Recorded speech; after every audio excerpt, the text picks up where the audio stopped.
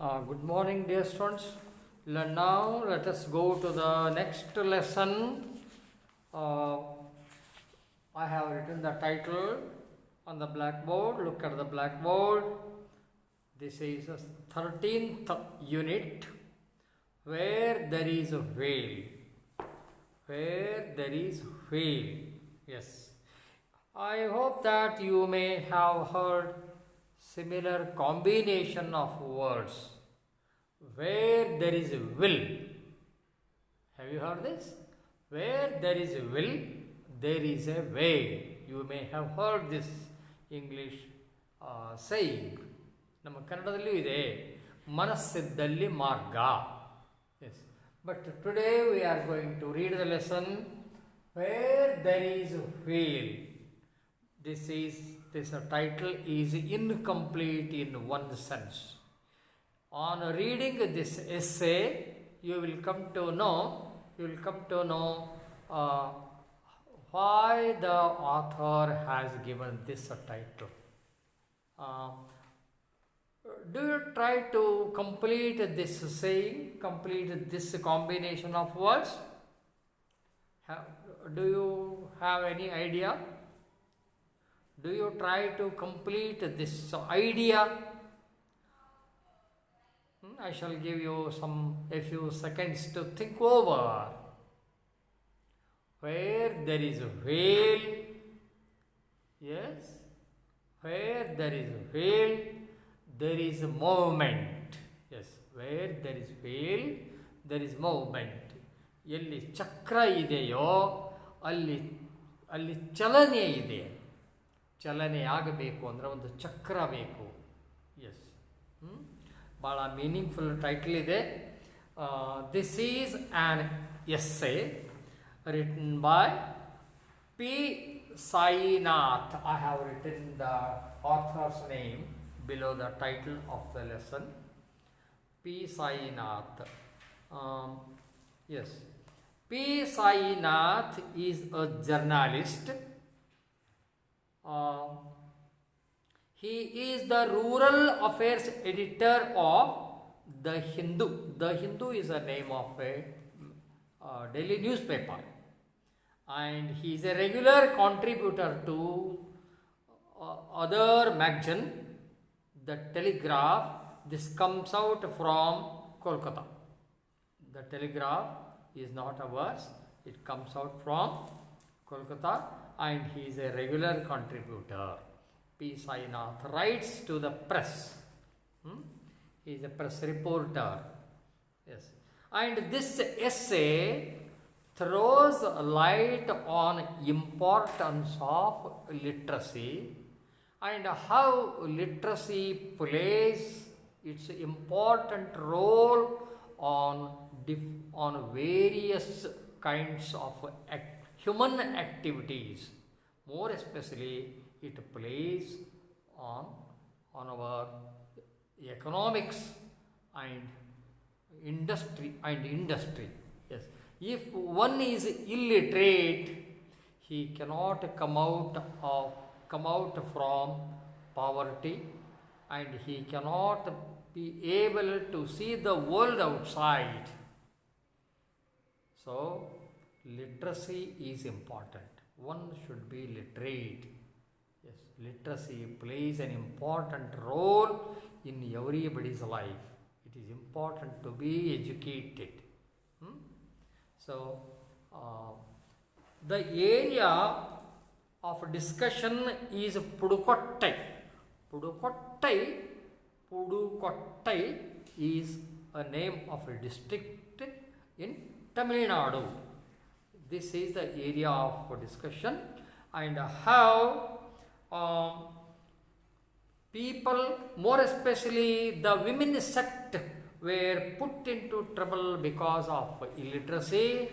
And when the literacy drive began, it is a central government scheme. It was central government scheme, and after the scheme was introduced, how the activators working or appointed for this program were striving, and more especially a woman officer.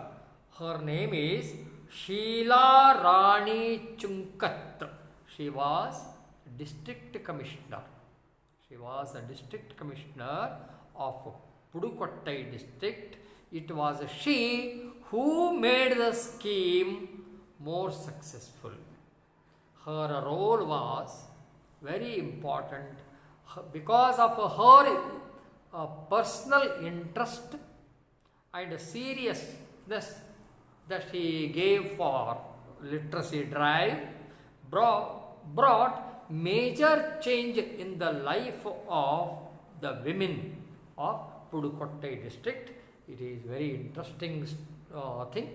So let us try to go through and learn something from this essay. I am in page number 119. This is 13th unit. Yes. Cycling, I shall read the lesson for you. Cycling as a social movement, the author is asking a question. Cycling as a social movement, can cycling also be a part of movement? Can a cycle also be a reason for movement? This is really beyond our thought, beyond our imagination, but true to the fact that cycling played an important role in the life of the women of Pudukottai district. Sounds far-fetched. What sounds far-fetched? Cycling to be an article of movement. Cycle ಅನ್ನುವಂತಹ ಒಂದು ಸಂಗತಿ, ಒಂದು ವಸ್ತು, ಒಂದು ಕ್ರಾಂತಿಗೆ ಕಾರಣ ಆಗ್ತದೆ ಅಂತಂದ್ರೆ ನಿಜಕ್ಕೂ ನಂಬಲಿಕ್ಕೆ ಆಗದು, ನಂಬಲಿಕ್ಕೆ ಸಾಧ್ಯವಾಗದಂತಹ ಸಂಗತಿ. ನೋಡಿರಿ, ನಮ್ಮಲ್ಲಿ ಏನೆಲ್ಲ ಸಂಗತಿಗಳು ಕ್ರಾಂತಿಗೆ ಕಾರಣವಾಗಿವೆ. ಹಾಲು, ಬಿಳಿ ಕ್ರಾಂತಿ, ಕ್ಷೀರ ಕ್ರಾಂತಿ ಅಂತೇಳಿ ಕರೆದ್ವಿ. ಹಸಿರು ಕ್ರಾಂತಿ ಅಂತ ಕರೆದ್ವಿ, ಗ್ರೀನ್ ಮೂಮೆಂಟ್. ಕ್ಷೀರ ಕ್ರಾಂತಿ, ಹಸಿರು ಕ್ರಾಂತಿ. ಹಾಗೆ ಇಲ್ಲೂ ಕೂಡ ಬೈಸಿಕಲ್ ಅನ್ನುವಂಥದ್ದು ಸಾಮಾನ್ಯವಾದ ಒಂದು ಎರಡು ಗಾಲಿಗಳ ಒಂದು ಚಿಕ್ಕ ವಾಹನ ಒಂದು ಕ್ರಾಂತಿಗೆ ಕಾರಣ ಆಗ್ತದೆ ಅಂತಂದ್ರೆ ಅದನ್ನೇ ಏನು ಕರೆದಿದ್ದಾರೆ, this idea is or the saying sounds far fetched, ಅಂದರೆ ನಿಜವಾಗಿಯೂ ನಂಬಲಿಕ್ಕೆ ಅಸಾಧ್ಯವಾದಂತಹ ಮಾತು ಇದು ಅಂತ. But not all that far not to tens of thousands of neoliberal rural women in Pudukottai district. Pudukottai ಜಿಲ್ಲೆಯ ಮಹಿಳೆಯರ ಜೀವನದಲ್ಲಿ ಇದು ಮಾಡಿದಂಥ ಕ್ರಾಂತಿ ನಿಜವಾಗಿಯೂ ದೊಡ್ಡ ಕ್ರಾಂತಿ ಅದು. ನೋಡಿ, next the narrator continues. People find ways, sometimes curious ones, of hitting out at their backwardness. You may find these words a bit difficult. I shall try to explain to make it as much easy as possible for your understanding. People find ways, sometimes curious ways. ಜನ ಯಾವುದಾದ್ರೂ ಒಂದು ಹಿಡಿತಕ್ಕೆ ಸಿಕ್ಕಾಕೊಂಡಿದ್ರೆ ಅವರು ಆ ಹಿಡಿತದಿಂದ ಹೊರದು ಬರಲಿಕ್ಕೆ, to make themselves free from such clutches, they find ways, and sometimes these ways are curious of hitting out at their backwardness. Backwardness ಅಂದರೆ ಹಿಂದುಳಿದಿರೋದು. ಯಾವುದಾದ್ರೂ ಕಾರಣಾಂತರಗಳಿಂದ ಅವರು ಹಿಂದುಳಿದು ಬಿಟ್ಟಿದ್ರೆ, ಯಾವುದೋ ಒಂದು ಸಮುದಾಯ ಇರ್ಬೋದು, ಯಾವುದೇ ಒಂದು ನಿರ್ದಿಷ್ಟ ರಾಜ್ಯದ ಜನ ಇರ್ಬೋದು, ಒಂದು ನಿರ್ದಿಷ್ಟ ದೇಶದ ಜನ ಇದ್ದಿರ್ಬೋದು, ಎಷ್ಟು ದಿವಸ ಆ ಒತ್ತಡವನ್ನು ಸಹಿಸ್ಕೊಳ್ತಾರೆ, ಎಷ್ಟು ದಿವಸ ತಾವು ತೊಂದರೆಯನ್ನು ಸಹಿಸ್ಕೊಳ್ತಾರೆ. They keep trying, they keep battling against such incomfortness, and one day or other they get the success in coming out of such incomfortability, of expressing defiance, of hammering at the fetters that hold them. Fetters and difficulties, clutches. ಯಾವ ಸಂಗತಿಗಳು ಅವರನ್ನು ಕಟ್ಟಿ ಹಾಕಿರ್ತಾವೋ, ಅವರನ್ನು ಮೂಲಿಗುಂಪು ಮಾಡಿರ್ತಾವೋ, ಅವರನ್ನು helpless ಅಂತ ಮಾಡಿರ್ತಾವೆಯೋ, ಅಂತಹ ಸನ್ನಿವೇಶದಿಂದ ಹೊರಗೆ ಬರಲಿಕ್ಕೆ ದೇ ಫೈಂಡ್ ವೇಸ್. ಎಸ್, ನಾವು come to next page number 120. In this, what does the word this refer to here? It refers to the district or the place about which the narrator is going to narrate about. In this district of Pudukottai, one of India's poorest districts. Note the words, each word here. One of India's poorest districts. Usually, people, those who don't know good English, make a mistake that after using one of, the following noun should be in plural form, but they don't. They use a singular form and it is wrong. For example, if you say one of my friend, it is wrong. One of my friends, it means you have many friends and you are talking about one among them. One of my relatives. Don't say one of my relative, it is wrong. It means one of my relatives means I have many relatives and you are talking about one of them. One of my books, one of my family members, one of my friends, one of my books. It means you have many books and you are talking about one of the many books you have. Try to remember. Yes. In this district of Pudukottai, he says something about Pudukottai.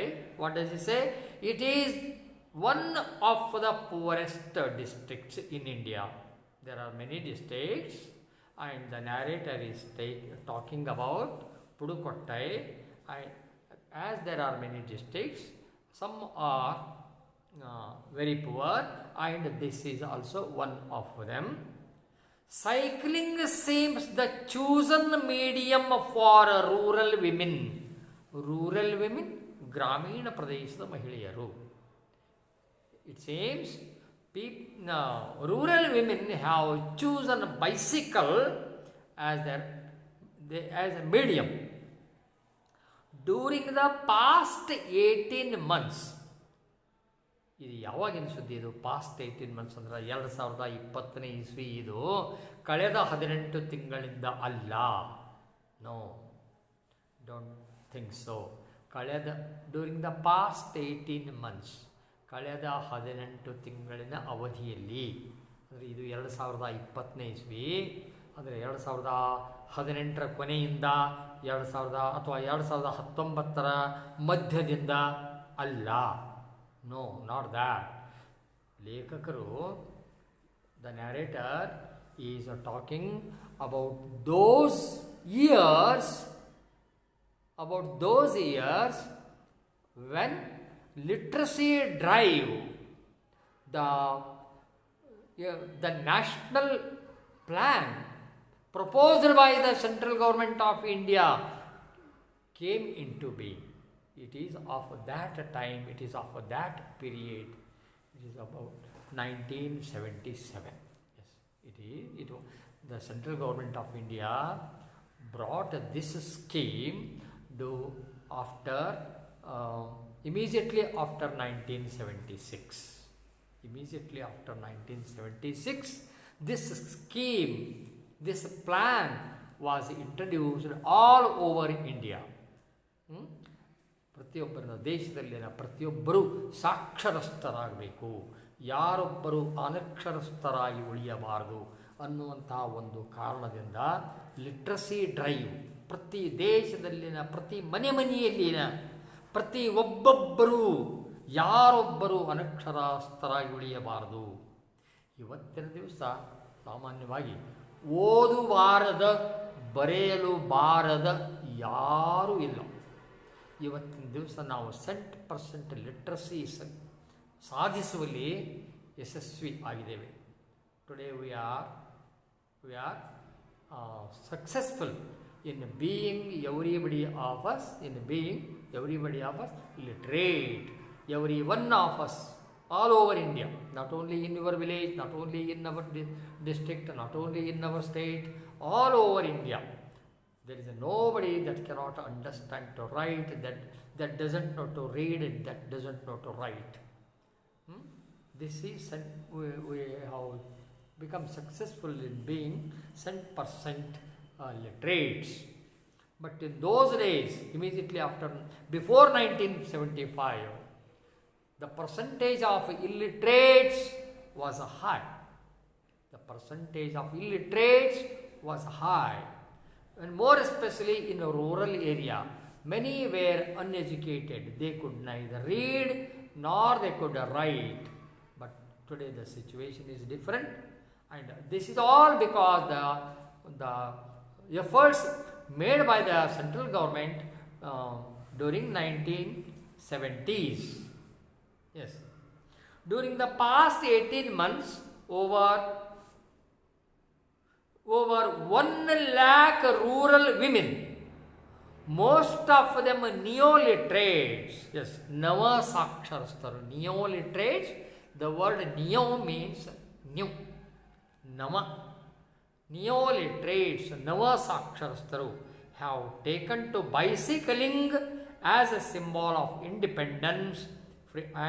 It is a symbol of freedom, and it is a symbol of mobility. ಅಂದರೆ ಒಂದು ಕಡೆಯಿಂದ ಇನ್ನೊಂದು ಕಡೆಗೆ ಹೋಗೋದು. ಅವತ್ತಿನ ಪರಿಸ್ಥಿತಿ ಏನಿತ್ತು ಅಂದರೆ ಬಿಫೋರ್ 1975. ನಾವು ಇಲ್ಲಿ ಮಾತಾಡ್ತಾ ಇರೋದು ಪುಡುಕೊಟ್ಟೈ ಬಗ್ಗೆ. ಇದು ನಾವು ಇಲ್ಲಿ ಕೆಲ ಸಂಗತಿಗಳನ್ನು ನೀವು ಹೀಗೆ ತಿಳ್ಕೋಬೇಕು, ಇಲ್ಲಿ ಸಮಗ್ರವಾಗಿ ವಿಚಾರ ಮಾಡಬೇಕಾಗಿದೆ. Before 1975, the percentage of illiterates was very high. There was in almost every family, there was at least one or two who could neither read nor write. But today the situation is different. I told you how. I tell this often. ಆವಾಗ ಏನು ಮಾಡಬೇಕಾಗಿತ್ತು? ಪ್ರತಿಯೊಬ್ಬರನ್ನು ಸಾಕ್ಷರಸ್ಥರನ್ನಾಗಿ ಮಾಡಬೇಕಾಗಿತ್ತು. ಸರ್ಕಾರ ಒಂದು ಯೋಜನೆಯನ್ನು ಹಾಕಿಕೊಂಡಿತು. ಏನದು ಯೋಜನೆ? ಗ್ರಾಮೀಣ ಮಟ್ಟದಿಂದ ಹಿಡಿದುಕೊಂಡು ರಾಜ್ಯ ಮಟ್ಟದವರೆಗೂ, ಇದು ಒಂದೇ ರಾಜ್ಯದಲ್ಲಿ ಅಲ್ಲ, ಆಲ್ ಓವರ್ ಇಂಡಿಯಾ, ದೇಶಾದ್ಯಂತ ಒಂದು ದೊಡ್ಡ ಕಾರ್ಯಕ್ರಮ. ಇದು 10 ವರ್ಷದ ಕಾರ್ಯಕ್ರಮವಾಗಿತ್ತು. It was a programme of a decade.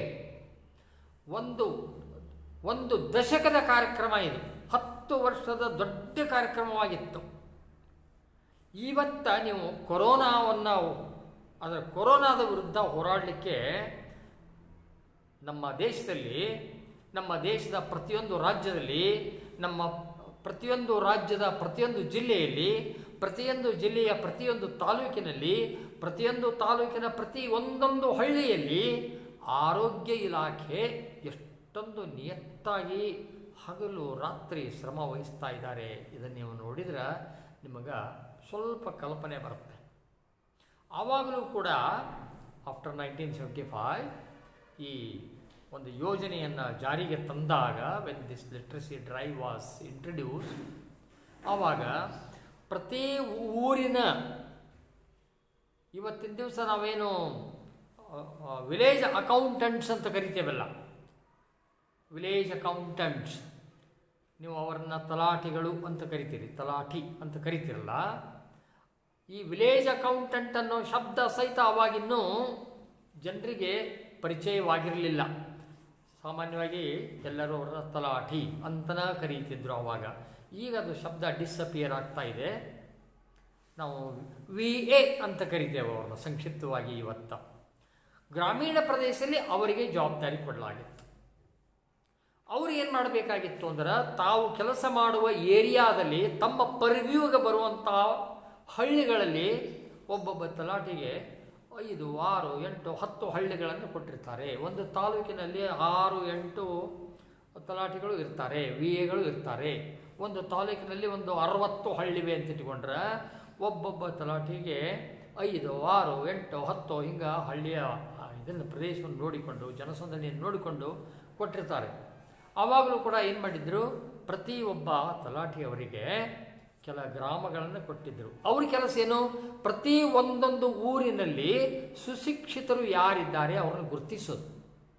BA pass ಆಗಿದ್ದಿರಬಹುದವರು, BCom ಪಾಸ್ ಆಗಿದ್ದಿರಬಹುದವರು, BSc ಪಾಸ್ ಆಗಿದ್ದಿರಬಹುದವರು, ಯಾವುದೇ ಡಿಗ್ರಿ ಅವರು ಓದಿ ಕಂಪ್ಲೀಟ್ ಮಾಡಿ ಅವರು ನೌಕರಸ್ಥರು ಆಗಿರದೇ ಇದ್ದರೆ, ಅನ್ಎಂಪ್ಲಾಯ್ಡ್ ಗ್ರ್ಯಾಜುಯೇಟ್ಸ್ ಅವರನ್ನು ಗುರುತಿಸಿ ಒಂದು ಯಾದಿಯನ್ನು ಮಾಡಿ, ಈ ಎಲ್ಲ ತಲಾಟಿಗಳು, ತಾಲೂಕಿನಲ್ಲಿ ಇರುವಂಥ ಎಲ್ಲ ತಲಾಟಿಗಳು ತಮ್ಮ ಪರ್ವ್ಯೂದಲ್ಲಿ ಬರುವಂತಹ ಹಳ್ಳಿಗಳಲ್ಲಿನ ಸುಶಿಕ್ಷಿತ ಪದವೀಧರರನ್ನು ಗುರುತಿಸಿ ಅವರ ಹೆಸರು, ಅವರ ವಿಳಾಸ, ಅವರ ಹುಟ್ಟಿದ ದಿನಾಂಕ, ಅವರ ಸಂಪೂರ್ಣ ವಿಳಾಸ, ಅವರ ವೃತ್ತಿ, ಅವರ ಕುಟುಂಬದಲ್ಲಿ ಇದ್ದದ್ದು, ಇದನ್ನೆಲ್ಲವನ್ನು ಒಂದು ಪಟ್ಟಿ ಮಾಡಿ ತಹಸೀಲ್ದಾರಿಗೆ ಒಪ್ಪಿಸಬೇಕಾಗಿತ್ತು ಮೊದಲನೇ ಹಂತದಲ್ಲಿ.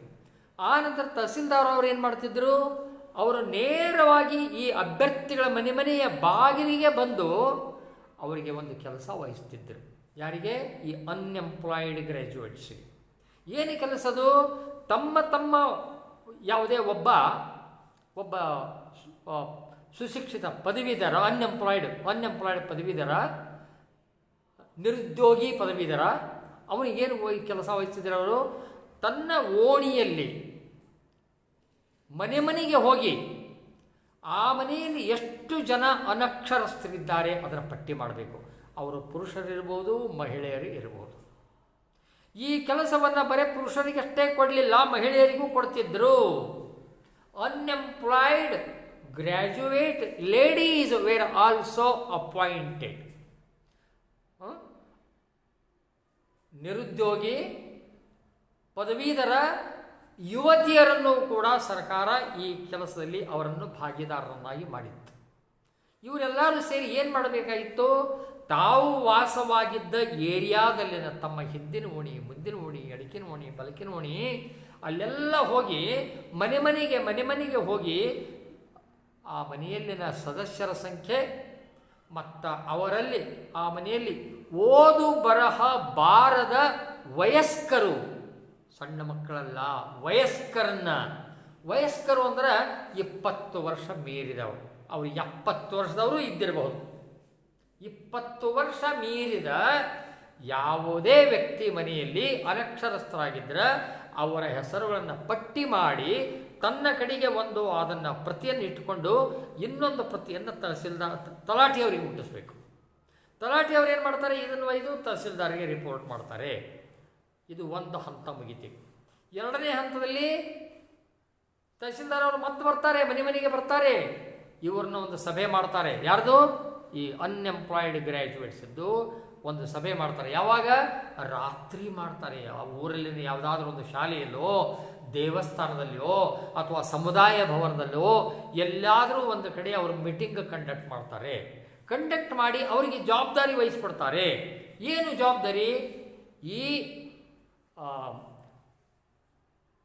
ನಿರುದ್ಯೋಗಿ ಪದವೀಧರರು ತಮ್ಮ ಕ್ಷೇತ್ರದಲ್ಲಿ, ತಮ್ಮ ಆಜುಬಾಜು ಇರುವಂತಹ ತಾವು ಯಾವ ಜನರ ಪಟ್ಟಿಯನ್ನು ತಲಾಟಿಗೆ ಒಪ್ಪಿಸಿದಾರೋ ಆ ಜನರನ್ನು ಸಾಕ್ಷರಸ್ಥರನ್ನಾಗಿ ಮಾಡುವ ಹೊಣೆ ಈ ಯುವಕರಿಗೆ. ಇದರ ಸಲುವಾಗಿ ಅವರಿಗೆ ಬರೀಲಿಕ್ಕೆ ಮನೆಗೆ ಇಂಥ ಮನೆಗೆ ಆ ಅನಕ್ಷರಸ್ಥ ವಯಸ್ಕರಿಗೆ ಸ್ಲೇಟುಗಳನ್ನು ಕೊಡಲಾಯಿತು, ಬರೀಲಿಕ್ಕೆ ಬಳಪಗಳನ್ನು ಕೊಡ್ತಿದ್ದರು. ಪಾಟಿ ಪೆನ್ಸಿಲ್ ಅಂತಿರಲ್ಲ, ಪಾಟಿ ಚಾಕ್ಪೀಸು, ಪಾಟಿ pencil, slate and pencils were provided. ಪ್ರತಿ ದಿವಸ ರಾತ್ರಿ ಹೊತ್ತು ಸಂಜೆಯಾದ ನಂತರ, ಯಾಕಂದರೆ ಡೇ ಟೈಮ್ನಾಗ ಅವ್ರು ಕೆಲಸಕ್ಕೆ ಹೋಗ್ತಾರ, they should not be disturbed, they should not these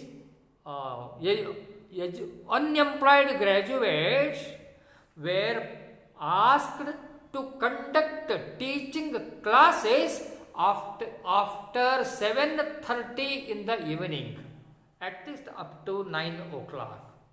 7:30ರಿಂದ 9 ಗಂಟೆಗೆ ಪ್ರತಿ ರಾತ್ರಿ ಯಾವುದಾದ್ರೂ ದೇವಸ್ಥಾನದಲ್ಲೋ ಯಾವುದಾದ್ರೂ ಸಮುದಾಯ ಭವನದಲ್ಲೋ ತಮಗೆ ಎಲ್ಲಿ ಅನುಕೂಲ ಇದೆ ಅಲ್ಲಿಯೋ ಕನಿಷ್ಠ ಒಂದು ತಾಸು 1.5 ತಾಸು ಪ್ರತಿ ರಾತ್ರಿ ಒಂದು 5 ಜನರಿಗೋ 10 ಜನರಿಗೋ ಯಾರು ಅವ್ರ ಮನೆಗೆ ಹೋಗಿ ಕರ್ಕೊಂಬರ್ಬೇಕು, ಒಂದು ಕಡೆ ಕೂಡಿಸ್ಬೇಕು, ಅವರಿಗೆ ಅಕ್ಷರಗಳನ್ನು ಕಲಿಸ್ಬೇಕು. ಇದು ಒಂದೇ ದಿವಸ ಅಲ್ಲ, ಒಂದು ವಾರ ಅಲ್ಲ, ಒಂದು ತಿಂಗಳಲ್ಲ, ಒಂದು ವರ್ಷ ಅಲ್ಲ. It continued completely for a whole decade, ಒಂದು ದಶಮಾನದವರೆಗೆ. ಈ ಅಂಥ ಅವಧಿಯಲ್ಲಿ ಎಷ್ಟೋ ಜನ ನನ್ನ ಸ್ನೇಹಿತರು ಸರ್ಕಾರದ ಈ ಕಾರ್ಯಕ್ರಮದಲ್ಲಿ ಭಾಗಿಗಳಾಗಿದ್ದರು. ಅವರು ಈ ಕೆಲಸ ಮಾಡಿದರು. Till today I know the history of those days. ನಿರುದ್ಯೋಗಿ ಯುವಕ ಮತ್ತು ಯುವತಿಯರು ಈ ಕೆಲಸವನ್ನು ಭಯಂಕರ ಶ್ರಮಪಟ್ಟು ಆವಾಗಿನ ದಿವಸ ಮಾಡ್ತಾ ಇದ್ದರು. ಇಂಥ ಕೆಲಸ ಮಾಡ್ತಾ ಇದ್ದಂತಹ ಈ ನಿರುದ್ಯೋಗಿ ಪದವೀಧರರಿಗೆ, ಯುವಕರು ಅಥವಾ ಯುವತಿಯರು ಈ ಸೇವೆಯನ್ನು ಕರಾರುವಕ್ಕಾಗಿ ಮಾಡ್ತಾ ಇದ್ದಂಥವರನ್ನು ಗುರುತಿಸಿ ಸರ್ಕಾರ ಗೌರವಿಸಿತು ಕೂಡ. ಆ ಕಾರ್ಯಕ್ರಮವೂ ಕೂಡ ಆಯಿತು. 10 ವರ್ಷ ಈ ಕಾರ್ಯಕ್ರಮದಲ್ಲಿ ತಲಾಟಿಗಳು, ಕನ್ನಡ ಶಾಲೆಯ ಪ್ರಾಥಮಿಕ ಶಾಲೆಯ ಶಿಕ್ಷಕರು, ಶಿಕ್ಷಕಿಯರು ಮತ್ತು ತೋಟಗಾರಿಕೆ ಇಲಾಖೆಯ ಅಧಿಕಾರಿಗಳು, ಕೃಷಿ ಇಲಾಖೆಯ ಅಧಿಕಾರಿಗಳು, ಕಂದಾಯ ಇಲಾಖೆಯ ಅಧಿಕಾರಿಗಳು, ಹೆಚ್ಚು ಕಡಿಮೆ ಎಲ್ಲ ಶಿಕ್ಷಣ ಕ್ಷೇತ್ರದ ಅಧಿಕಾರಿಗಳು ಯಾರನ್ನೂ ಬಿಡಲಿಲ್ಲ ಕೇಂದ್ರ ಸರ್ಕಾರ. ಎಲ್ಲರನ್ನೂ ಈ ಕಾರ್ಯಕ್ರಮದಲ್ಲಿ ನಿಯೋಜಿಸಲಾಗಿತ್ತು. ಪ್ರತಿಯೊಬ್ಬರಿಗೂ ಈ ಕೆಲಸ ಸೀರಿಯಸ್ಲಿ ಕೊಡಲಾಗಿತ್ತು. ಅಧಿಕಾರಿಗಳು ಹಗಲು ಹೊತ್ತು ಮುಂಜಾನೆ 10 ಗಂಟೆಯಿಂದ ಸಂಜೆ 5ರವರೆಗೆ ತಮ್ಮ ಕಚೇರಿಗಳಲ್ಲಿನ ಕೆಲಸವನ್ನು ಮುಗಿಸಿ ರಾತ್ರಿ ಮತ್ತೆ ಈ ಕೆಲಸಕ್ಕೆ ಅಣಿಯಾಗಬೇಕಾಗಿತ್ತು. ಸರ್ಕಾರ BOನಿಗೆ, ಆಗಿನ ಕಾಲಕ್ಕೆ BEO ಅಂತ ಹೇಳ್ತಿರಲ್ಲ, ಅವರಿಗೆ, ತಾಲೂಕಾ ಮಟ್ಟದ ಅಧಿಕಾರಿಗೆ ಒಂದು ಗಾಡಿ ಕೊಟ್ಟಿರ್ತಿದ್ರು.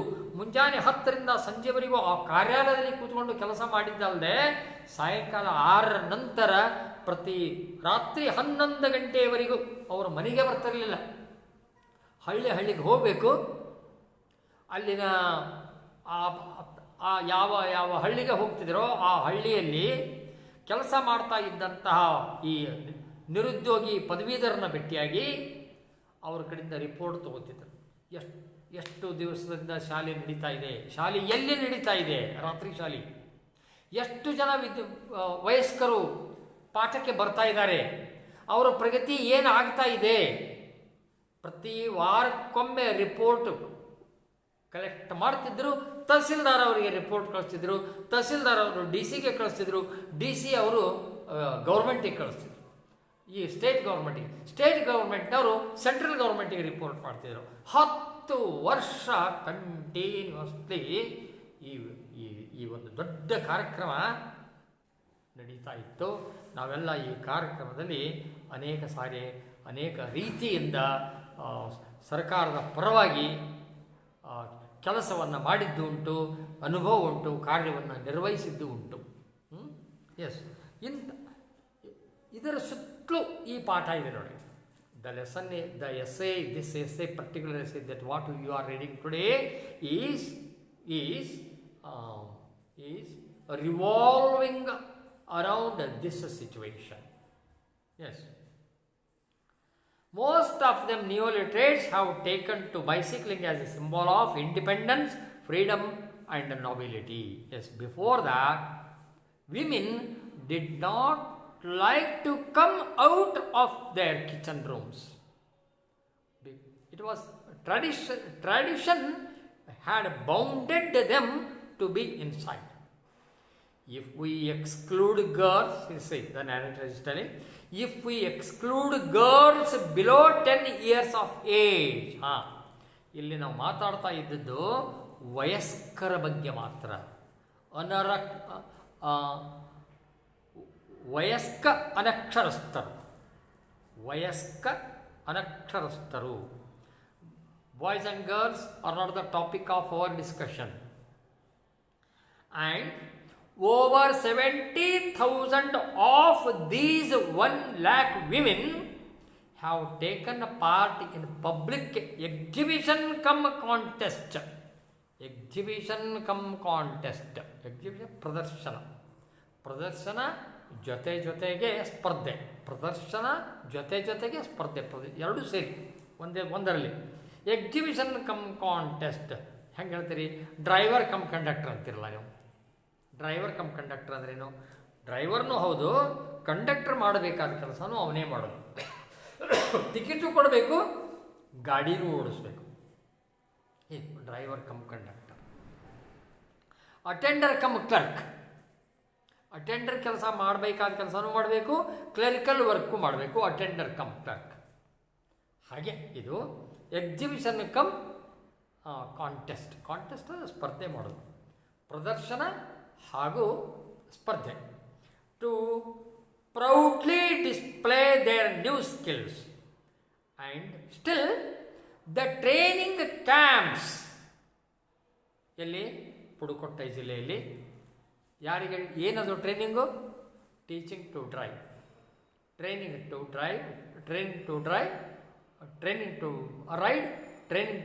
Ride bicycle. ಸೈಕಲನ್ನು ತುಳಿಲಿಕ್ಕೆ, ಸೈಕಲನ್ನು ಓಡಿಸ್ಲಿಕ್ಕೆ ಕಲಿಸೋದು ಟ್ರೈನಿಂಗ್ ಕ್ಯಾಂಪ್. ಅವು ಸೈಕಲನ್ನು ಯಾರು ಓಡಿಸ್ಬೇಕ್ರಿ? Not gents but women. Pudukkottai ಜಿಲ್ಲೆಯ ಸುಮಾರು 1 ಲಕ್ಷ ಅನಕ್ಷರಸ್ಥ ವಯಸ್ಕ ಮಹಿಳೆಯರಲ್ಲಿ 70,000 ವಯಸ್ಕ ಮಹಿಳೆಯರು ಅವತ್ತಿನ ಕಾಲಕ್ಕೆ ಸೈಕಲ್ಗೆ ಜೋತು ಬಿದ್ದರು ನೋಡ್ರಿ. ಸೈಕಲ್ಗೆ ಅಂಟಿಕೊಂಡ್ರು, ಸೈಕಲನ್ನು ಆಯ್ಕೆ ಮಾಡಿಕೊಂಡ್ರು. ಯಾವ ಮಹಿಳೆಯರು ಹಿಂದೊಂದು ದಿವಸ ಮನೆಯ ಹೊರ ಹೊಚ್ಚಲವನ್ನು ಕೂಡ ದಾಟಲಿಕ್ಕೆ ನಾಚಿಕೊಳ್ತಿದ್ರೋ, ಮುಜುಗರ ಪಟ್ಟುಕೊಳ್ತಿದ್ರೋ, ಅಂತಹ ಮಹಿಳೆಯರಲ್ಲಿ ಒಂದು ದೊಡ್ಡ ಬದಲಾವಣೆ ಏನಾಯ್ತು ರೀ? ಆ ಮಹಿಳೆಯರಿಗಾಗಿ ಬೈಸಿಕಲನ್ನು ಓಡಿಸ್ಲಿಕ್ಕೆ ಟ್ರೈನಿಂಗ್ ಕ್ಯಾಂಪ್ಗಳು ಜಿಲ್ಲಾದ್ಯಂತ ಒಂದೊಂದು ಊರಲ್ಲೂ, ಪುದುಕೊಟ್ಟೈ ಜಿಲ್ಲೆಯ ಪ್ರತಿ ಒಂದೊಂದು ಊರಿನಲ್ಲೂ ಅಷ್ಟೇ ಅಲ್ಲ, ಒಂದೊಂದು ಓಣಿಯಲ್ಲೂ, ಒಂದೊಂದು ಬೀದಿಯಲ್ಲೂ ಟ್ರೈನಿಂಗ್ ಕ್ಯಾಂಪ್ಗಳು. ವಿಶೇಷವಾಗಿ ಸಂಡೇ ಅಂತೂ ಮಹಿಳೆಯರು ಮನೆಯಲ್ಲೇ ಇರ್ತಿರಲಿಲ್ಲ. ಆ ಅನಕ್ಷರಸ್ಥ ವಯಸ್ಕ ಮಹಿಳೆಯರು ಸಂಡೇ ಬೆಳಗಾಗ್ತಾ ಇದ್ದಂತೆ ಅವರು ಎಲ್ಲಿ ಬಂದು ಸೇರ್ತಾರೆ ಅಂದರೆ ಆ ಟ್ರೈನಿಂಗ್ ಕ್ಯಾಂಪಿಗೆ ಬರ್ತಾರೆ. ಜಿಲ್ಲಾದ್ಯಂತ 1 ಲಕ್ಷ ಮಹಿಳೆಯರಲ್ಲಿ. ಇದರಲ್ಲಿ ಯಾರನ್ನು ಬಿಡಬೇಕು ನಾವು? ಗರ್ಲ್ಸ್ ಆಫ್ 10 ಆರ್ ಬಿಲೋ, 10-15 ವರ್ಷದ ಹುಡುಗಿಯರನ್ನು ಅವ್ರನ್ನ ಬಿಟ್ಟು, ಯಾಕಂದರೆ ಅವ್ರು ಸ್ಕೂಲಿಗೆ ಹೋಗ್ತಾರೆ. They go to school, they go to college and they take education there. Here the narrator is talking about elders who were uneducated. ವಯಸ್ಕ ಅನಕ್ಷರಸ್ಥರು, ಅವರನ್ನು ಸಾಕ್ಷರಸ್ಥರನ್ನಾಗಿ ಮಾಡಬೇಕಾಗಿತ್ತು. ಈ ಚಟುವಟಿಕೆ ದೇಶಾದ್ಯಂತ ಎಲ್ಲ ಮನೆಯಲ್ಲಿಯೂ ನಡೆಯುವಂತೆ ಸರ್ಕಾರ ಈ ಒಂದು ಯೋಜನೆ ರೂಪಿಸಿತ್ತು. ಅದು 1 ದಶಮಾನದವರೆಗೆ ನಡೀತು ಆವಾಗ, ಆಫ್ಟರ್ 1975. ಅದೇ still the training camps and desire to learn continue. 18 ತಿಂಗಳ ಗತಿಸಿದ ನಂತರ, ಆ ಯೋಜನೆ ಜಾರಿಗೆ ಬಂದ ನಂತರ ಮೊದಲ 2 ವರ್ಷದ ಅವಧಿಯಲ್ಲಿ ಎಷ್ಟೋ ಜನ ಮಹಿಳೆಯರು ಹಿಂದೊಂದು ದಿವಸ ಓದು ಬರಹ ಬಾರದೇ ಇದ್ದವರು ಅವರು ಇವತ್ತಂದ್ರೆ not in the year 2020. Go back to 1975 and later years. ಆವಾಗ ಸುಮಾರು 2 ವರ್ಷದ ಅವಧಿಯಲ್ಲಿ ಅವರು ಸಾಕ್ಷರಸ್ಥರಾದ ಮಾತ್ರಕ್ಕೆ ಅವರು ಮನೆಯ ಒಳಗೆ ಕೂಡಲಿಲ್ಲ. ಸಾಕ್ಷರಸ್ಥರಾದವರು ಮನೆ ಬಿಟ್ಟು ಹೊರಗೆ ಬಂದ್ರವರು. ಯಾವುದಕ್ಕೆ? ಇನ್ನುಳಿದವರನ್ನು ಸಾಕ್ಷರಸ್ಥರನ್ನಾಗಿ ಮಾಡಲಿಕ್ಕೆ. ಇವತ್ತು ಓದು ಕಲಿತವನು, ಇವತ್ತು ಬರಹ ಕಲಿತವನು, ಅವನು ತನ್ನ ಕೆಲಸವಾಯಿತು ಅಂತೇಳಿ ಮನೆಯಲ್ಲಿ ಕೂಡಲಿಲ್ಲ.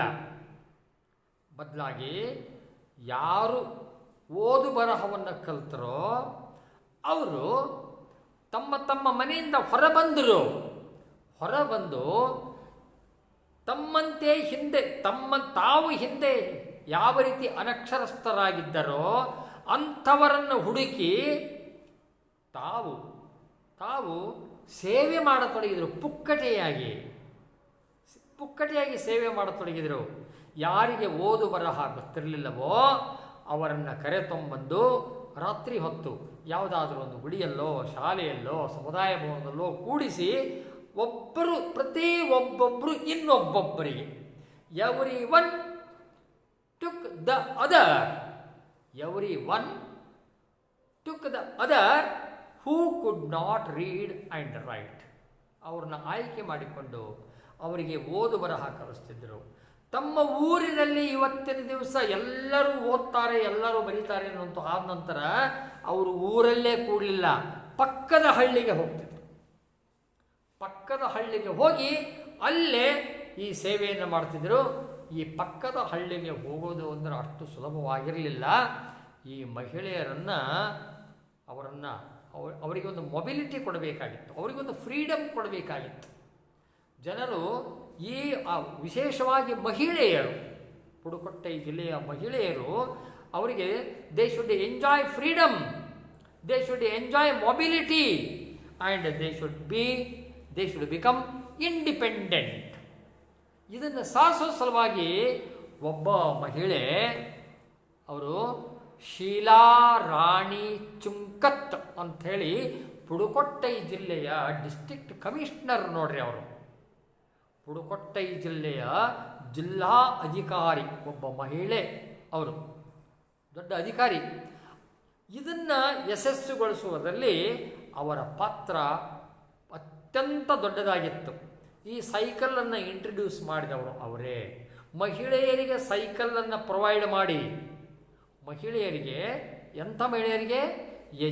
ನಿಯೋಲಿಟ್ರೆಂಟ್ಸ್, ನವ ಸಾಕ್ಷರಸ್ಥ ವಯಸ್ಕ ಮಹಿಳೆಯರಿಗೆ, ಯಾರಿಗೆ ಹಿಂದೆ ಓದಲಿಕ್ಕೆ ಬರಲಿಕ್ಕೆ ಬರೋದಲ್ಲ, ಮನೆಯ ಒಳಗಡೆಯಿಂದ ಹೊಚ್ಚಲವನ್ನು ದಾಟಿ ಹೊರಗೆ ಬರಲಿಕ್ಕೆ ಕೂಡ ನಾಚಿಕೊಳ್ತಿದ್ರೋ, ಅಂಜಿಕೊಳ್ತಿದ್ರೋ, ಮುಜುಗರ ಪಟ್ಟುಕೊಳ್ತಿದ್ರೋ ಅಂಥವರನ್ನು ಸಾಕ್ಷರಸ್ಥರನ್ನಾಗಿ ಮಾಡಿ ಅವರಿಗೆ ಬೈಸಿಕಲ್ ಕೊಟ್ಟು ಅವರನ್ನು ಕಾರ್ಯಕರ್ತರು ಅಂಥೇಳಿ ಅವರಿಗೆ ಒಂದು ಹುದ್ದೆಯನ್ನು ಕೊಟ್ಟು ಹಳ್ಳಿಯ ಮನೆಗೆ ಹೋಗಿ ಅವರು ಅನಕ್ಷರಸ್ಥರನ್ನು ಗುರುತಿಸಿ ಅವರನ್ನು ಸಾಕ್ಷರಸ್ಥರನ್ನಾಗಿ ಮಾಡುವಂಥ ಒಂದು ದೊಡ್ಡ ಯೋಜನೆಯನ್ನು this woman Sheela Rani Chunkath, the district commissioner of Pudukottai, was a major person, important person, who took this drive very seriously, and she was the cause to make the program